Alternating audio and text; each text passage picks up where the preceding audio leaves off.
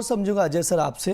देखो, जब भी अनसर्टेनिटी आती है तो सेफ हेवन होने की वजह से गोल्ड चलता है, ये हम लोग थियरी में देख रहे हैं, और तमाम जगहों पर जब भी ऐसा हुआ तो इसका इम्पैक्ट भी प्राइजेस पे दिखा। अभी अनसर्टेनिटी का माहौल है, क्रूड उछल रहा है, तो ऑब्वियस सी बात है जो क्रूड ऑयल है ट्रेड जो है डॉलर में होता है, तो डॉलर में स्ट्रेंथ देखने को मिल रहा है। लेकिन सपोज अगर एक आध महीने या 2-3 हफ्तों में ये वॉर धीरे धीरे कूल ऑफ होता है और क्रूड ऑयल के प्राइजेस डाउन होते हैं, तो अगर डॉलर में वीकनेस आती है तो क्या गोल्ड को स्ट्रेंथ मिलेगा? क्योंकि एक तरफ तो अनसर्टेनिटी का माहौल भी खत्म हो रहा है, लेकिन दूसरी तरफ गोल्ड भी वीक हो रहा है। देखिए, हिस्टोरिकली ये देखा गया है कि जब भी कोई आपदा आती है तो जनरली हम इनिशियली तो सोने चांदी में गिरावट देखते हैं। उदाहरण के तौर पे 2008 ले लीजिए। 21 फरवरी 2008 को हमने देखा कच्चा तेल $150 टच करता है और सोने में गिरावट आती है, और अक्टूबर तक हम देखते हैं सोना $645 नीचे आ जाता है। अब 645 से फिर तेजी आई, तो ये पीरियड को हम 6 से 7 महीने का अवधि बोलते हैं। सिमिलरली अगर आप देखोगे 2022 के अंदर भी हमने देखा गोल्ड में एक तेजी आई थी, फिर मार्केट में गिरावट आना स्टार्ट हो गया था 2022 में, जब ये लड़ाई रशिया यूक्रेन की आई थी, और सितंबर 2022 से $1660-1670 से फिर गोल्ड चलना चालू हुआ। तो एक कॉल अपन ये बोरो कर सकते हैं, जब तक ये लड़ाई चल रही ही है और उसका इम्पैक्ट, क्योंकि देखिए सेल ऑफ इक्विटी में भी आया, तो जिनकी पोजीशंस इक्विटी में है वो इक्विटी भी बेच रहा है और सोने को भी बेच रहा है ताकि लॉसेस कवर होए, या डर लगा हुआ है क्योंकि सोने ने ऑलरेडी बड़ी रिटर्न दे चुके हैं। तो एक बार तो एटलीस्ट ये आप मान के चलिए 4-6 महीना तो जो हिस्टोरिकल डेटा दिखा रहा है वो यही दिखाता है कि लड़ाई के टाइम पे सोने और चांदी में एक बार टेम्पररी गिरावट आती है, फिर 4-6 महीने के बाद जब चीजें सेटल हो जाती है तो फिर एक बाइंग आती है। बट थोड़ा सा डाइजी इसलिए लग रहा है, ब्रिज पिछले 3 साल से हमने कंसिस्टेंट बाइंग देखी है, और जो बाइंग भी देखी है वो कोई छोटी मोटी बाइंग नहीं देखी है। अगर एवरेज सीएजीआर ग्रोथ देखोगे तो करीबन 25-30 के ऊपर का बना हुआ है। तो यहाँ पे थोड़ा कॉशियस हूं मैं करंट लेवल से। ठीक है, लॉन्ग टर्म अपनी जगह पे, बट करंट लेवल से मुझे लगता है जब तक ये लेट से 5400 का लेवल भी अगर नहीं तोड़ता है ना, तो मुझे गिरावट और ज्यादा दिखाई देती है, जो $1000 तक का भी लेवल तोड़ सकता है। तो टाइमिंग तो 5400 के ऊपर जब तक नहीं जाता है, वीकनेस कंटिन्यू रह सकती है। वीकनेस कंटिन्यू रह सकती है, ये सर की राय है गोल्ड और गोल्ड को लेकर, उसके अकॉर्डिंग आप लोग रणनीति बनाकर चल सकते हैं। अमित सर, एक चीज़ समझूंगा चांदी को लेकर, जिस तरह से हम लोग वीकनेस देख रहे थे मॉर्निंग में, तो 80 के नीचे था, 78 के अराउंड कॉमिक्स पर सिल्वर, और MCX पर हमने 2.5 लाख का लेवल देख लिया था, अब 254 पर आ चुका है। क्या राय रहेगी सर ट्रेडर्स के लिए, क्या रणनीति बनाई जाए? क्या यहाँ से और वीकनेस दिखेगा सिल्वर में, या वापस से बाउंस बैक देख रहे हैं हम लोग? मेरे को लग रहा है ब्रिजी जो रेंज अभी हमने डिस्कस की है वो रेंज में ओवरऑल कारोबार करता हुआ नजर मार्केट आएगा। ऐसी बड़ी गिरावट की हाल फिलहाल अभी देखा जाए तो मतलब 4 से 8 दिनों के लिहाज से देखें तो ऐसा नजर नहीं आता है। लेवल्स की अगर हम बात करें तो मिनी लॉट का मैंने ट्रेड बनाया क्योंकि मोमेंटम इन दिनों काफी बड़ा है। तो सिल्वर मिनी अप्रैल वायदा जो बेस्ट इसका बाइंग का प्राइस है आज वो 2,54,000 के आसपास है। 2,54,000 के आसपास में खरीदारी कर सकते हैं ट्रेडिंग के लिहाज से। ट्रेडिंग कॉल है प्योरली। 2,60,000 इसका टारगेट रखना है, और इसका जो स्टॉप लॉस है वो 2,51,000 के नीचे का रहेगा। वहीं पे ऑप्शन के ट्रेडर जो लोग ऑप्शन में कारोबार करते हैं वो सिल्वर मिनी 2,55,000 का कॉल ऑप्शन 26 मार्च की एक्सपायरी है इसकी, लेना है 8,400 पे। टारगेट रखना है 2 से 3 ट्रेडिंग सेशन का 10,900 का, और इसका जो स्टॉप लॉस रहेगा वो 6,800 का रहेगा।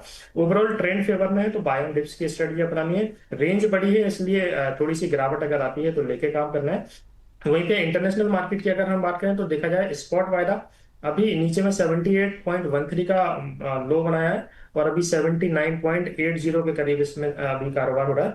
ओवरऑल अभी अगर 2 से 3 ट्रेडिंग सेशन की इसकी मैं रेंज देखूं तो $76 इसके लिए एक अच्छा सपोर्ट का काम करेगा। वहीं पे अगर ऊपरी रेंज की मैं बात करूं तो 85 और 86 ये इसके अभी एक अच्छे रेजिस्टेंस का काम करेंगे।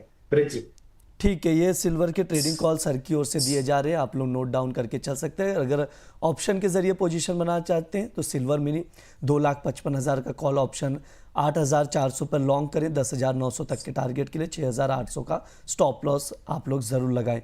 वहीं अगर फ्यूचर के जरिए पोजीशन बनाना चाहते हैं तो उसमें भी सिल्वर मिनी लॉन्ग करके चल सकते हैं, 2,54,000 पे 2,60,000 तक के टारगेट के लिए 2,51,000 का स्टॉप लॉस आप लोग ज़रूर लगाएं।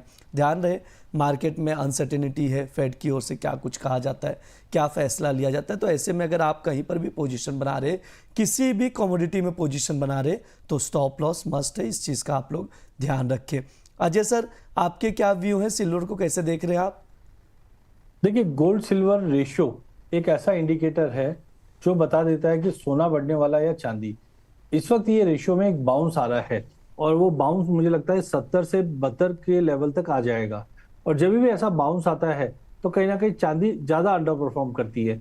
हालांकि आज पहली बार हमने 10-12 दिन में देखा है कि चांदी बिल्कुल फ्लैट ट्रेड करी। इस वक्त भी आप एमसीएक्स पे देखोगे तो 0.15%, मतलब नेग्लिजिबल मूव है चांदी के अंदर। नहीं तो जनरली हम 2-5% की तेजी मंदी देखते हैं। तो मुझे लगता है कि मार्केट के अंदर दबाव तो है, बट थोड़े से बाउंस पे, इसलिए इस वक्त अभी 253,500 चल रहा है, थोड़ा बाउंस आने दीजिए। 2,55,000 का पुट लीजिए, 7,600 में 8,600 तक का टारगेट रहेगा। बट ओवरऑल मुझे लगता है सोने चांदी दोनों में दबाव रहेगा। सोने चांदी में दबाव रहेगा सर। कोई ट्रेडिंग कॉल फ्यूचर मुझे में लगता है भी कि सर? फ्यूचर में भी फ्यूचर में थोड़ा अवॉइड कीजिए। देखिए है तो मंदी, लेकिन मार्जिन भी बहुत ज्यादा, वॉलिटिलिटी भी, इसलिए टाइमिंग तो मैं ऑप्शन में ही प्रिफर करूंगा, जहाँ पे 2,55,000 का पुट आपको लेना है 7,600 में, 6,800 का स्टॉप लॉस लगा के 8,600 तक का टारगेट रहेगा। अजय सर एक चीज़ और समझेंगे, यश वर्मा जी का सवाल आ रहा है, कह रहे हैं अजय सर से ही इस सवाल का जवाब प्लीज़ पूछिएगा। उनका कहना है कि अगर फेड के चेयरमैन अपनी स्पीच में कुछ नहीं कहते, मतलब बहुत ही हॉकिश नहीं नज़र आते हैं, या एक नॉर्मल स्पीच होती, तो क्या उसका कोई मेजर इम्पैक्ट दिखाई देगा प्राइजेस में? देखिए पिछले 1.5 साल से सोने में तेजी क्यों आई? क्योंकि रेट कट की पॉसिबिलिटी बनी हुई थी, और हमने देखा डोनाल्ड ट्रंप भी कंटिन्यू बोले थे एग्रेसिव रेट कट करो। बट जैसे हमने देखा ये लड़ाई में बिजी हो गए, हमने देखा एग्रेसिव रेट कट की बात नहीं आ रही है। तो अगर रेट कट ही नहीं होगा या पॉज हो जाएगा तो सोने में कैसे तेजी आ जाएगी? क्योंकि एक पार्ट है, पिछले 3 साल में हमने 5-6 ऐसे पॉइंट देखे थे जो सोने को सपोर्ट कर रहे थे, उसमें एक फेड का था।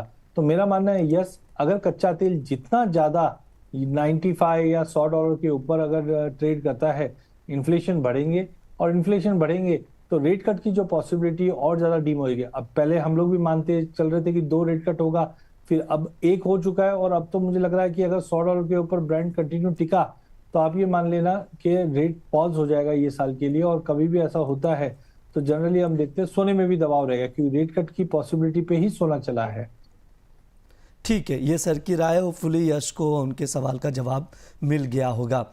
अमित सर एक चीज़ आपसे पूछना चाह रहे हैं, सभी दर्शक यही पूछ रहे हैं कि लोअर लेवल क्या हो सकता है, यानी यहाँ से अगर गिरावट आती है गोल्ड और सिल्वर में, प्रेशर और देखने को मिलता है, तो डाउन साइड क्या लेवल्स हो सकते हैं?